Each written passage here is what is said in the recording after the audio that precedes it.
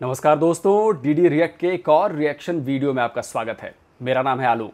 तो आज मैं जिस वीडियो पर रिएक्शन देने जा रहा हूं और जो मैं आप लोगों के साथ देखूंगा वो वीडियो है पाकिस्तान के एंकर हैं नूर उल अरफीन। ये बड़े क्रांतिकारी एंकर माने जाते हैं, ये किसी को नहीं छोड़ते, वो चाहे इमरान खान हो, नवाज शरीफ हो, कुछ भी हो।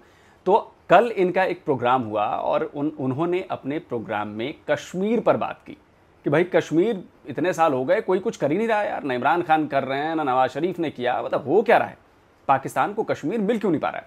तो चलिए ज़रा देखें कि खुद साहब क्या कह रहे हैं और इनके शो में जो गेस्ट वगैरह आए थे उन्होंने क्या कहा है कि भाई कश्मीर जो है पाकिस्तान को क्यों नहीं मिल पा रहा है। तो चलिए देखते हैं वीडियो। अब कौन सा दौर आएगा कि जिसमें कश्मीर को आज़ादी नसीब होगी जनाब? देखिए, कश्मीर तो जब से पाकिस्तान बना है कश्मीर का मसला है, मुख्तलिफ हुकूमतें आई, कोई सिर्फ नवाज शरीफ नहीं आए, 3 दफ़ा आए तो कुल 9 साल वो प्राइम मिनिस्टर रहे, कुल 74 साल हो गए पाकिस्तान को। तो 8वां हिस्सा उन्होंने हुकूमत की, बाकी 7 हिस्से दूसरों ने भी हुकूमत की। ये आप दुरुस्त कह रहे हैं कि कश्मीर का मसला हल होना चाहिए और उस सब हुकूमतों की ये कोशिश भी है। हमारे दौर में आप ये देख रहे हैं कि जब भी मियाँ नवाज शरीफ साहब बने तो कम अज़ कम ये तो आप अप्रीशिएट करें कि 2 बार प्राइम मिनिस्टर इंडिया के यहाँ आए, मुख्तलिफ प्राइम मिनिस्टर पाकिस्तान में आए और बैठ के मसले का हल कोशिश की गई। ठीक है, इंडिया की हठ धर्मी है, उसने वहाँ के कश्मीर के लोगों के हकूक़ को गज़ब किया हुआ है और वो कोई बात मानने को तैयार ही नहीं है, क्योंकि दुनिया के बाकी ममालिक भी जो है ना इस वक्त खामोश हैं कश्मीर में जो कुछ आज हो रहा है। लेकिन ये इमरान खान साहब तो वो सालसी की। मैं बीच में ज़रा रोकना चाहूँगा बस थोड़ी देर के लिए, मैं एक पॉइंट सर जी का साफ कर दूँ। भाई दूसरे कोई देश सुन नहीं रहा है कश्मीर पर, अरे भाई क्यों सुनेगा, भारत कुछ गलत नहीं कर रहा है। भारत कश्मीर का विकास चाहता है, जम्मू कश्मीर का विकास चाहता है, पूरे जम्मू कश्मीर का विकास चाहता है। इसलिए जब हम पूरे जम्मू कश्मीर की बात करते हैं तो उसमें पीओके भी शामिल है। और जो लोग ज़रा जानना चाहते हैं वो सर्च कर लें कि कश्मीर में विकास के कितने काम हुए, कितने स्कूल खुले, कितने मेडिकल कॉलेजेस खुले पिछले 4-5 सालों में, तब आपको भरोसा होगा। अब खैर पाकिस्तान को तो भरोसा नहीं होगा, लेकिन भारत के भीतर जो लोग हैं वो कम से कम इस बात को जानने की कोशिश करें, सर्च करें कि कश्मीर में, हमारे जम्मू कश्मीर में डेवलपमेंट के कितने सारे काम हुए हैं और चल रहे हैं, लगातार चल रहे हैं, तब आपको समझ में आएगा। खैर अब बिन साहब को क्या कहें, ये इनको तो एक अलग ही आईना दिखाया जाता है। साहब तो वो सालसी की बात करके वहाँ गए थे, अमेरिका में वो बात करने गए थे और उसके बाद उन्होंने कहा, पहले ये कहा था कि नहीं जी मोदी ही आए, अगर इलेक्शन जीते तो तब ही कश्मीर का मसला हल होगा, ये रिकॉर्ड पे बात है। अब वो कह रहे हैं कि मोदी जाएं तो तब कश्मीर का मसला हल होगा। मुझे तो इमरान खान साहब की समझ नहीं आती। देखिए, तमाम हुकूमतों का मामला है, कश्मीर का मसला हल होना चाहिए और अभी तक नहीं हुआ तो उसमें बिल्कुल पाकिस्तान की मुख्तलिफ हुकूमतें शामिल हैं और हम सबको मिल के हम अपने नुमाइंदे लाते हैं, प्राइम मिनिस्टर इलेक्ट करते हैं लोग। तो कश्मीर का मसला कोई इतना आसान नहीं है, ना ही OIC इस्लामिक कंट्रीज देखिए, हम उसकी भी सपोर्ट नहीं ले सके थ्रू आउट ही। और ये इंडिया क्योंकि एक बड़ी इकानमी है तो उसकी इकानमी की वजह से अमेरिका बिल्कुल ऑल आउट है इस वक्त अमेरिका के साथ।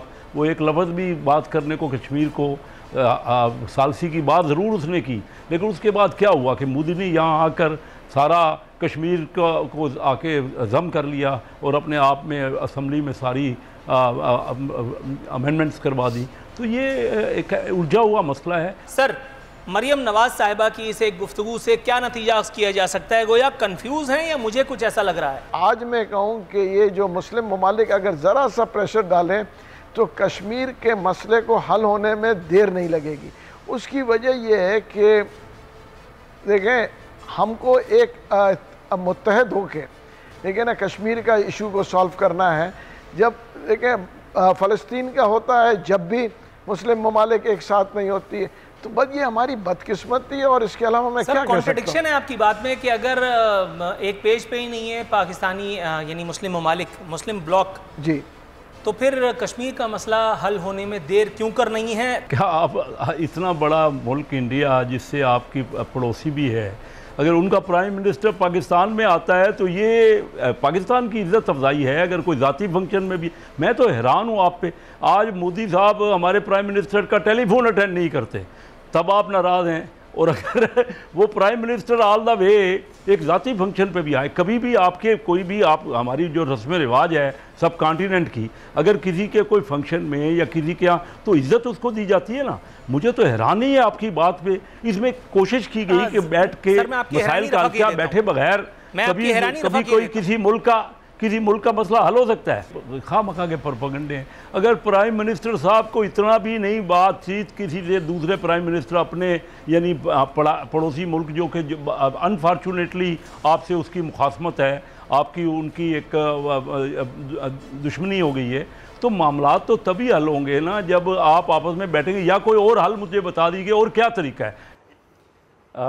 जैसे ये कह रहे हैं कि बैठकर बात करनी चाहिए, तो भाई ये पाकिस्तानी बार बार भूल क्यों जाते हैं कि जो शिमला समझौता हुआ था, शिमला समझौता जो हुआ था उसमें ये बात बड़े क्लियर तरीके से की गई थी। ये वही शिमला समझौता था जब हमने पाकिस्तान के 93,000 जो सैनिक सरेंडर कर गए थे इंडियन आर्मी के सामने बांग्लादेश वाली वॉर में, तो 72 में शिमला समझौता हुआ। उसमें हमने ये बात कही थी कि भाई अब किसी तीसरी ताकत की जो है दखल कश्मीर के मामले पर नहीं होगी।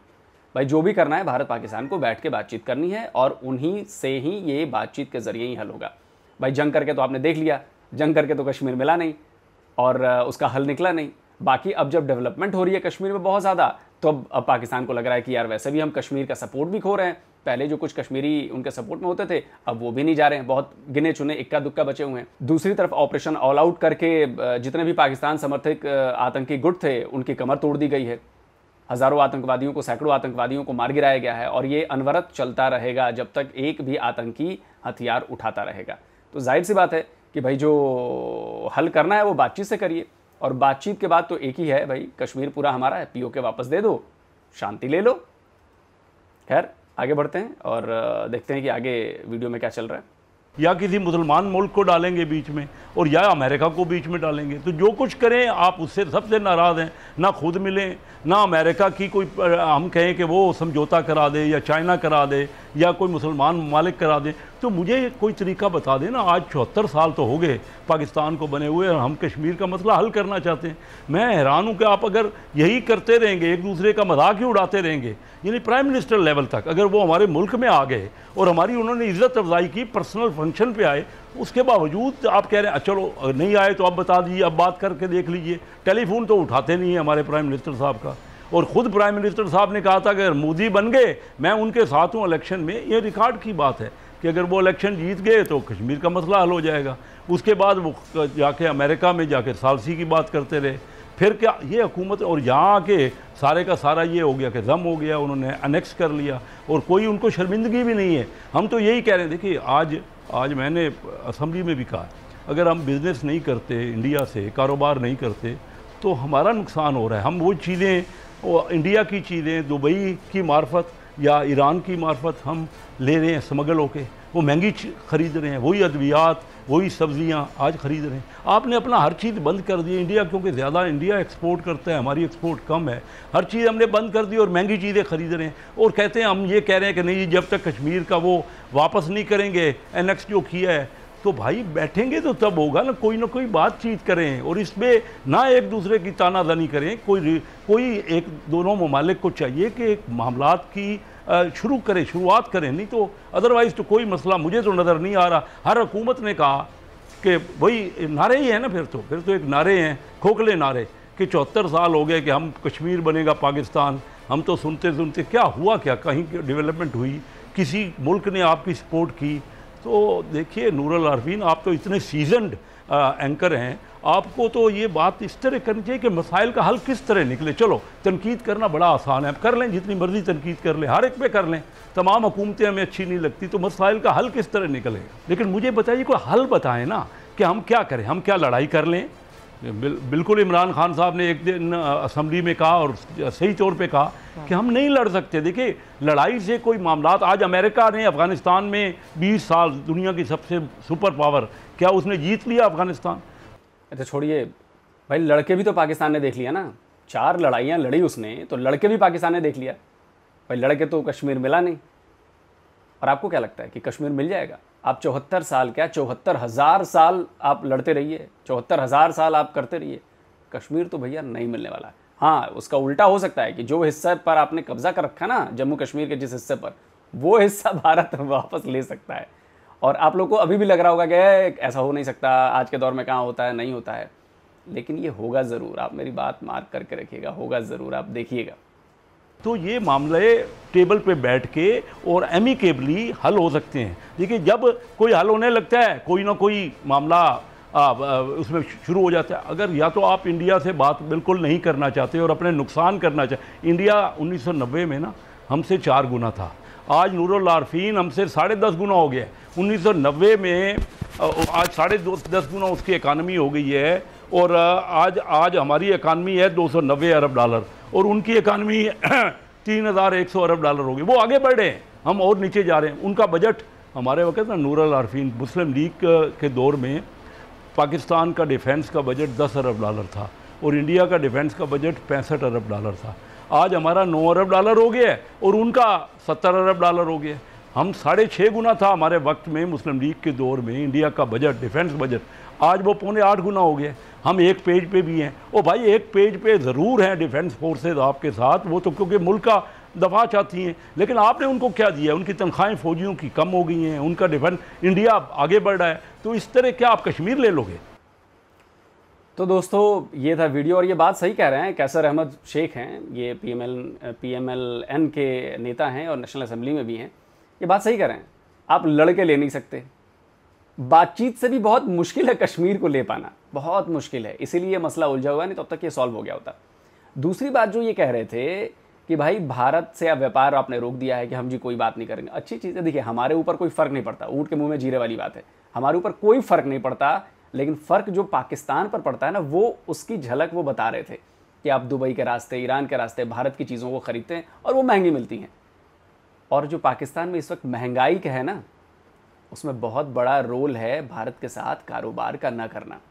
भाई, सस्ती चीज़ें मिल जाती थी, कॉटन मिल जाता था, आपके कपड़े महंगे हो रहे हैं, सब्जियां महंगी हो रही हैं, और ये सारी चीज़ें कहाँ से जाती थी? भारत से। खैर, दवाइयाँ तो हमने इंसानियत के नाते दे रखी हैं, दवाइयाँ आप लेते रहिए, हम देते रहेंगे आपको, कोई दिक्कत नहीं। लेकिन अगर आप ऐसा करेंगे तो मुश्किल तो आएगी। और ठीक है यार, हमें क्या फ़र्क पड़ता है यार, आप मत बात करें। हम तो, आप इमरान खान 36 बार कह चुके हैं कि भाई हम नहीं बात करेंगे, हम नहीं बात करेंगे। अरे तुमसे बात करने जा कौन रहा है बे? जा कौन रहा है तुमसे बात करने?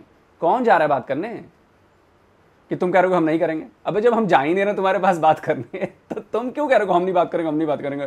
ढोल पीट रहे हो, पीटते रहो भैया, जहाँ मन करे वहाँ पीटते रहो। अब तो जो होना है वो हो रहा है, और धीरे धीरे आप देखो ना, जैसे कि वो बता रहे थे ना, आपकी इकॉनमी कहाँ थी, हमारी कहाँ थी। आज से 40 साल पहले की बात, 20-25 साल पहले की बात कर रहे थे भाई। 20 साल इधर लीजिए, 90 की बात, तो 30 साल मान लीजिए। तो 30 साल पहले आपकी इकोनॉमी कहाँ थी, हमारी इकोनॉमी कहाँ थी? आपका डिफेंस बजट कहाँ था, हमारा डिफेंस बजट कहाँ था? आपकी GDP कहाँ थी, हमारा GDP कहाँ था?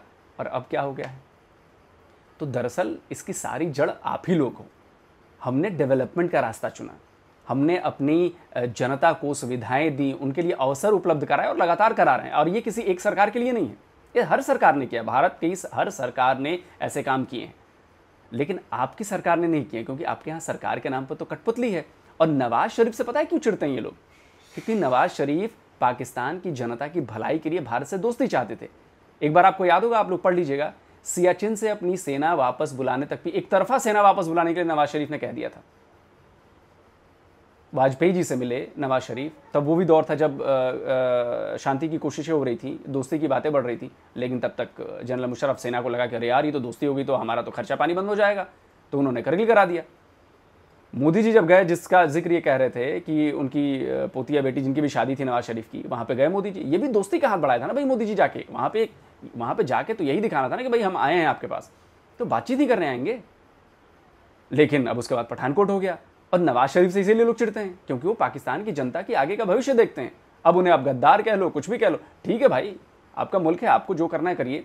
लेकिन नतायज क्या हो रहे हैं भारत से दुश्मनी लेने के, ये पिछले 74 सालों में आप लोगों ने देख लिया।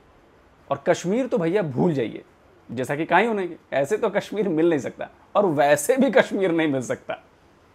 कश्मीर के लिए भारत को अपनी सारी सेना लगानी पड़े ना, तब भी वो कश्मीर को नहीं छोड़ेगा।